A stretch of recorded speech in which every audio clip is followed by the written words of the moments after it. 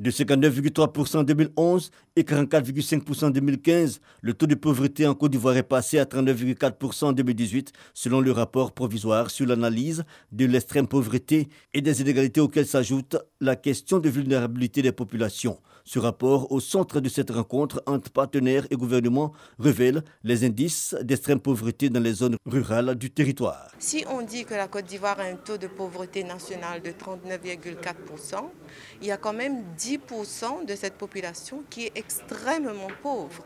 Et je crois que dans sa vision de solidarité Côte d'Ivoire solidaire, il est important que l'État se rende compte de cette étude. Donc c'est beaucoup de gens qu'il faut appuyer, encadrer pour les sortir de là.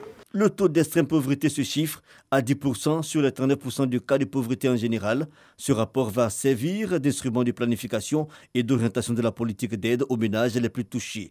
Selon la ministre de la Solidarité et de la lutte contre la pauvreté, cette tendance à la baisse est le fruit des réformes et autres mesures sociales. Il convient d'indiquer que le gouvernement a entrepris de développer un régime social unique afin d'identifier les populations les plus vulnérables et d'adresser efficacement la question de la coordination et de l'efficience des programmes de protection sociale et de lutte contre la pauvreté et de constituer une base de données unique, sécurisée, sur les conditions socio-économiques des ménages en vue de son utilisation pour le suivi.